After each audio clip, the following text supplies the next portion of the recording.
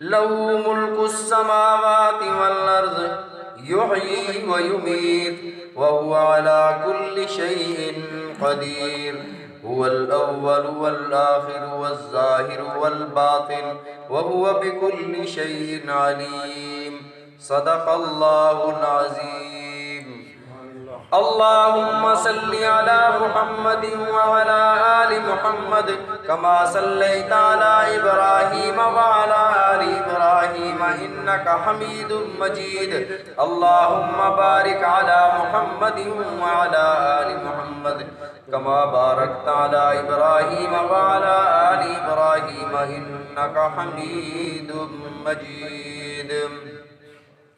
سابقہ صورت کو اللہ رب العزت نے اپنی تسبیح کے کلمات پر ختم فرمایا، فسبح بسم ربک العظیم، اپنے رب کے نام کی تسبیح بیان کر۔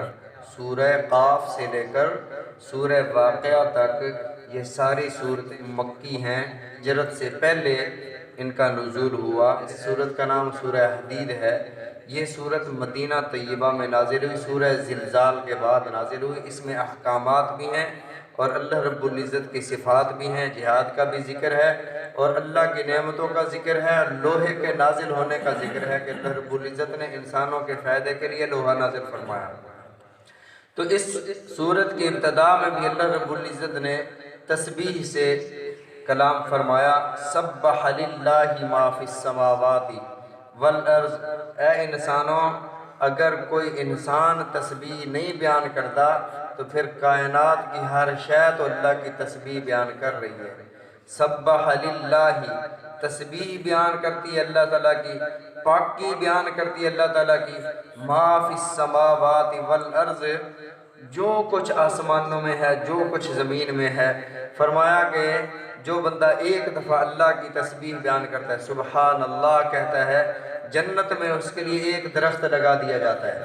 جنت کے درخت کی اہمیت کا اندازہ اس بات سے لگائیں کہ اللہ کے نبی صلی اللہ علیہ وسلم کے پاس ایک صحابی حاضر ہوتے ہیں، عرض کرتے ہیں، یا رسول اللہ صلی اللہ علیہ وسلم، میں نے اپنے کھجوروں کے باغ کی دیوار بنانی ہے، فلاں صحابی کے 2 درخت آ رہے ہیں اس دیوار کے سامنے، اگر اسے آپ فرما دیں وہ درخت یا تو مجھے بیچ دیں یا اسے کاٹ نہ دیں تاکہ میری دیوار سیدھی ہو جائے۔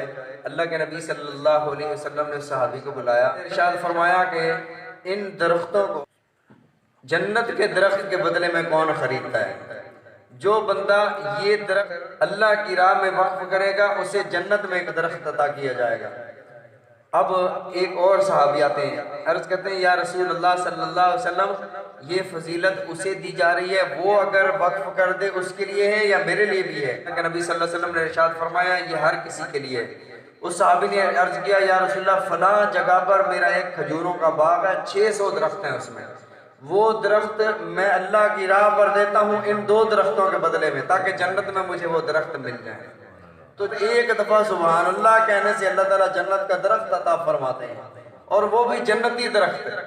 فرمایا کہ اللہ کی تسبیح بیان کرنے میں، اللہ کی پاکی بیان کرنے میں بخل نہ کیا کرو۔ سبحان اللہ، سبحان اللہ، اچھی چیز دیکھ لو، سبحان اللہ، اچھی بات سن لو، سبحان اللہ۔ سبح للہ، ساری تعریفیں اللہ کے لیے، پاکیاں اللہ کے لیے ہیں۔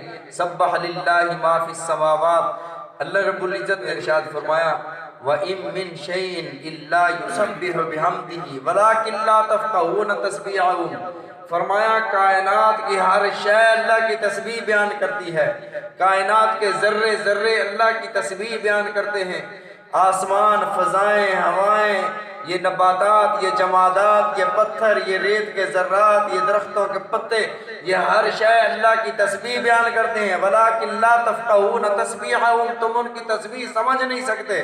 اور فرشتوں کے بارے میں تو یہ ارشاد فرمایا کہ اللہ کی وہ ایسی تسبیح بیان کرتے ہیں، وہ تھکتے نہیں ہیں، ہم وقت اللہ کی تسبیح بیان کرتے ہیں۔ جو کچھ آسمانوں میں ہے وہ اللہ کی تسبیح بیان کر رہی ہے، والارض، جو کچھ زمین میں ہے وہ اللہ کی تسبیح بیان کر رہی ہے۔ وَهُوَ الْعَزِيزُ الْحَكِيمُ، اور غالب ہے، زبردست ہے، حکیم، حکمت والا ہے۔ بظاہر انسان کو کوئی بات سمجھ نہیں آتی کہتا ہے کہ یہ میرا نقصان ہوا، اللہ کی حکمت میں وہ کام عین صحیح ہوتا ہے۔ فرمایا فعل الحکیم لا یخلو عن الحکمت، حکیم کا کوئی فعل حکمت سے خالی نہیں ہوتا۔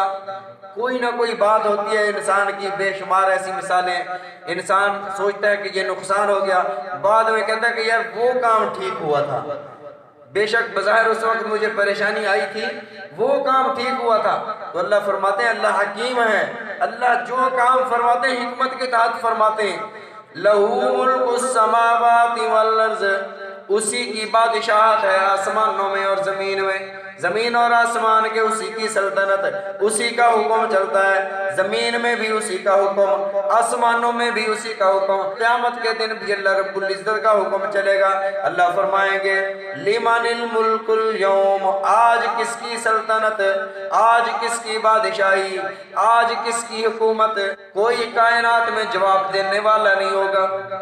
اللہ فرمائیں گے للہ الواحد القہار، اور ساری سلطنت اللہ کے لیے ہے جو زبردست ہے، جو طاقتور ہے۔ یحیی و یمیت، وہی زندگی عطا کرتا ہے، ویمیت وہی مارتا ہے۔ ہم کہتے ہیں ہارٹ اٹیک سے مر گیا، فلاں ہو گیا، اور یہ سارے ذریعے ہیں۔ حقیقت یہ ہے کہ جو ذات دل کو چلا رہی ہے وہی اس مشین کو بند کر رہی ہے۔ فرمایا کہ انسان خود سے نہیں مر جاتا، خود سے یہ زندہ نہیں ہے، یہ خود نہیں چل رہا۔ یحیی و یمیت، وہی زندگی عطا کرتا ہے، ویمیت وہی مارتا ہے، وَهُوَ عَلَىٰ كُلِّ شَيْءٍ قَدِيرٌ، اور وہ ہر شے پر قادر ہے، ہر شے پر قادر ہے۔ کوئی بھی چیز لے لو، بظاہر جو تمہیں ناممکن نظر آتی ہو اس پر قادر ہے۔ هو الاول، وہ اول بھی ہے، والآخر، وہ آخر بھی ہے، والظاہر، وہ ظاہر بھی ہے، والباطن، وہ باطن بھی ہے، وَهُوَ بِكُلِّ شَيْءٍ عَلِيمٌ، وہ ہر شے کو جاننے والا ہے۔ انشاءاللہ اس کی کل تفسیر کریں گے کہ اول کیسے، آخر کیسے، ظاہر کیسے، باطن کیسے۔ اللہ تعالی ہم سب کو سمجھنے کی، عمل کرنے کی توفیق عطا فرمائے۔